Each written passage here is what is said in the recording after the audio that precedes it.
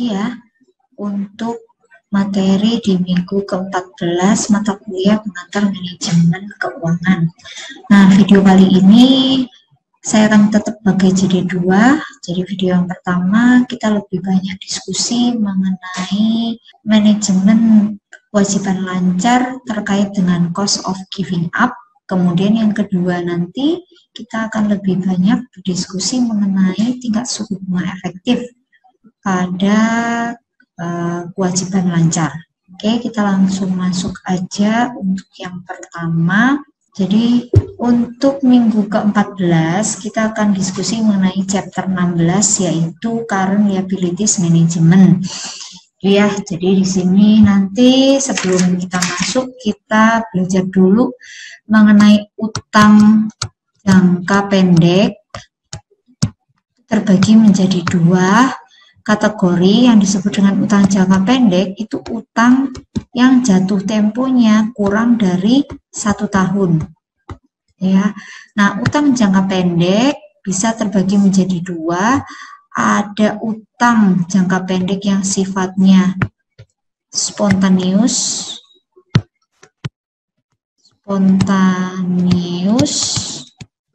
dan ada yang sifatnya unspontaneous.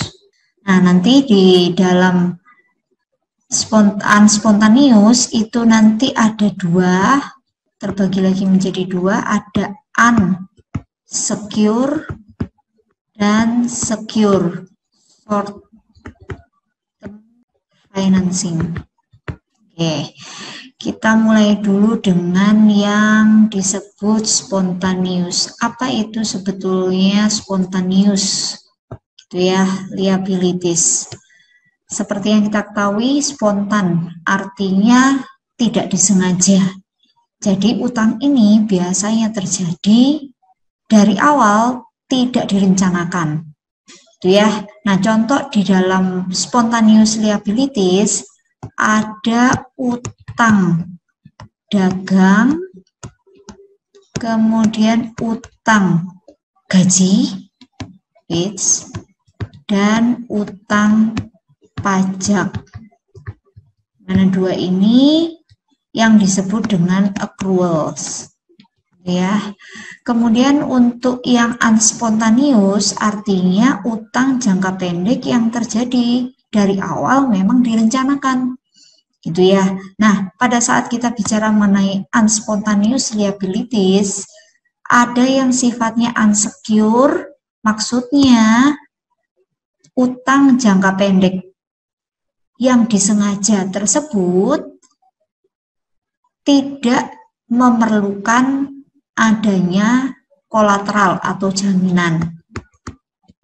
Sementara yang secure short term financing ini adalah utang jangka pendek yang direncanakan atau disengaja membutuhkan adanya kolateral. Ya.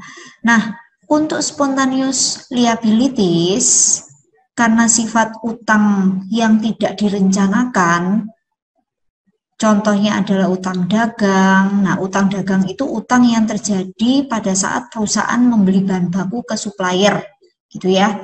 Kemudian ada kaitan dengan accruals, itu utang utang gaji, gitu ya. Jadi karyawan pada saat bekerja dengan perusahaan, biasanya gaji itu dibayarkan setelah 1 bulan karyawan tersebut bekerja. Termasuk utang pajak. Nah, utang pajak biasanya utang yang terjadi kepada pemerintah pada saat perusahaan memiliki penghasilan tidak langsung membayarkan pajak, tapi biasanya akan menunggu sampai periode akhir pembayaran pajak, gitu ya. Oke, nah dari spontaneous liabilities ada utang dagang, utang wage, dan utang pajak biasanya tidak dikenakan bunga. Jadi spontaneous liabilities identik dengan free interest. Sementara unspontaneous karena sifatnya adalah utang jangka pendek yang direncanakan, maka akan ada yang namanya interest yang harus dibayarkan oleh perusahaan ke pihak ketiga atau pihak di mana perusahaan meminjam. Bedanya tadi yang unsecure itu tidak perlu jaminan, tetap ada bunga yang harus dibayarkan. Sementara untuk secure itu harus menggunakan kolateral, gitu ya, atau jaminan. Oke, kita langsung masuk aja. Mengapa pada minggu ini kita belajar tentang manajemen kewajiban lancar, gitu ya.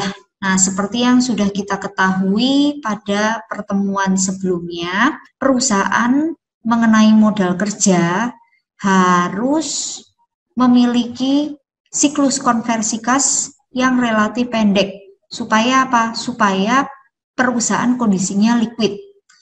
Nah, untuk memperpendek CCC atau alasan mengapa CCC itu harus diperpendek, seperti di minggu lalu, kita sudah diskusi bahwa yang namanya perusahaan ketika siklus konversi kas ada, sebetulnya ada sejumlah dana yang ditanamkan atau diinvestasikan oleh perusahaan, gitu ya. Sehingga kalau CCC semakin panjang, maka sebetulnya investasi yang dikeluarkan oleh perusahaan itu menjadi lebih besar. Nah, oleh karena itu kemarin kita belajar bahwa yang namanya CCC atau siklus konversi kas, perusahaan harus mencari atau berusaha mengelola supaya pendek. Nah, di sini kembali ditunjukkan contoh ya, berapa besar investasi yang harus dikeluarkan perusahaan ketika siklus konversi kas tersebut terjadi. Ini ada contoh perusahaan Brown-Forman Corporation atau disingkat dengan BF, gitu ya. Nah, di sini ditunjukkan ada annual revenue sebesar 3,8 billion. Kemudian ada cost of revenue atau biasanya juga bisa disebut dengan cost of goods sold, gitu ya, sebesar 1,8 billion. Di sini diinformasikan average age of inventory dari BF selama 168 hari, kemudian average collection period untuk BF selama 55 hari, kemudian average payment period untuk BF selama 136 hari, kemudian diketahui pembelian bahan baku perusahaan BF sebesar 1,3 billion. Nah, dari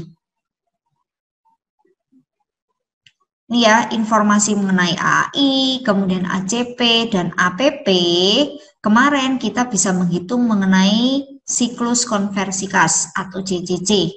CCC untuk perusahaan BF adalah 87 hari. Artinya, perusahaan baru mendapatkan gitu ya, uang kas yang bisa dipergunakan dari hasil pengolahan bahan menjadi barang jadi, kemudian menjadi penjualan, itu selama 87 hari. Nah, pada saat BF, siklus konversi kas ada sebanyak 87 hari, maka sebetulnya investasi yang dialokasikan oleh perusahaan terkait dengan CCC itu sebesar 0,92 billion. Itu ya. Semakin panjang siklus konversi kas, maka sumber investasi yang harus digelontorkan perusahaan untuk modal kerja akan semakin tinggi. Maka dari itu kemarin kita belajar untuk siklus konversi kas sebisa mungkin pendek. Nah, ketika siklus konversi kas pendek, maka sumber daya investasi perusahaan di dalam modal kerja menjadi lebih kecil. Nah, di sini ditunjukkan kalau ya. Pada saat siklus konversi kas ingin diturunkan, maka ada beberapa cara. Salah satunya dengan mengelola mengenai utang jangka pendeknya atau APP. Nah, andai kata APP dari BF, itu ya, di sini setelah dihitungkan tadi untuk rata-rata pembayaran utang selama 136 hari, gitu ya. Kemudian utang BF sebesar 1,3 billion, menghasilkan sebetulnya ketika perusahaan BF mampu untuk memending pembayaran, maka ada sumber investasi yang bisa dihasilkan sebesar 0,48 billion, gitu ya. Oke, nih ya. Jadi di sini ditunjukkan pada saat perusahaan mampu mengelola akun ya payable atau utang dagangnya, maka ada sumber investasi yang bisa dihasilkan. Ya, pada saat perusahaan APP-nya 136 hari, maka sumber investasi yang bisa dihasilkan sebanyak 0,48 billion. Itu selama 136 hari. Maka seharinya sebetulnya BF mampu menghasilkan sumber investasi sebesar 3,5 million. Nah, andai kata di sini BF mampu untuk meningkatkan atau memperpanjang APP, jadi APP-nya itu semakin diperpanjang, itu ya, tidak 136 hari, tetapi bisa diperpanjang 5 hari lagi, jadi 141 hari, maka sumber investasi di utang jangka pendek akan naik, tidak lagi 0,48, tetapi bisa naik, itu ya. Di sini ditunjukkan andai kata perusahaan bisa meningkatkan average payment-nya selama 5 hari, maka itu ya, sumber investasi di account payable bisa naik sebesar 17,5 M, ya, tidak lagi 3,5 M. Nah, semakin tinggi sumber investasi yang bisa dihasilkan, maka sebetulnya gitu ya, CCC, kalau APP-nya semakin panjang, tentu CCC akan semakin pendek. Ketika CCC pendek, maka sumber investasi yang dimasukkan perusahaan di dalam siklus konversi kas menjadi lebih kecil, gitu ya. Jadi di sini kalau andai kata tadi 17,5 million, gitu ya. Jadi APP bisa dilonggarkan 5 hari, maka sumber investasi yang bisa dihasilkan perusahaan itu tidak lagi 3,5 M, tapi 17,5 M, ya, million. Oke, selama 5 hari. Berarti sumber investasi yang dihasilkan di account payable tidak lagi 0,48 billion, tetapi naik lebih besar dari 0,48 billion. Pada saat 0,48 billion lebih besar, maka bisa dipastikan bahwa hasil 0,92 billion ini juga akan naik, gitu ya. Jadi CCC semakin pendek, maka sumber investasi perusahaan di dalam CCC itu akan semakin lebih kecil, gitu ya, akan semakin lebih kecil. Tidak lagi 0,9 tapi ini lebih kecil, gitu ya, akan turun. Oke. Nah, maka dari itu pada chapter hari ini kita fokus untuk mengelola mengenai tadi ya, APP yang semakin bisa diperpanjang. Nah, pada saat APP diperpanjang, terkadang supplier memungkinkan untuk memberikan iming-iming kepada perusahaan supaya bisa melunasi utang jangka pendeknya menjadi lebih cepat dengan iming-iming diskon, gitu ya. Jadi contohnya di sini Lawrence Industry dia membeli bahan baku gitu ya sebesar 1.000 US dollar pada tanggal 27 Februari gitu ya, di mana supplier itu memberikan penawaran 2/10 net 30 EOM. Artinya di sini kalau Lawrence Industry melunasi utang pembeliannya sebesar 1.000 US dollar tidak lebih dari 10 hari, maka Lawrence Industry akan mendapatkan diskon sebesar 2%. Ya.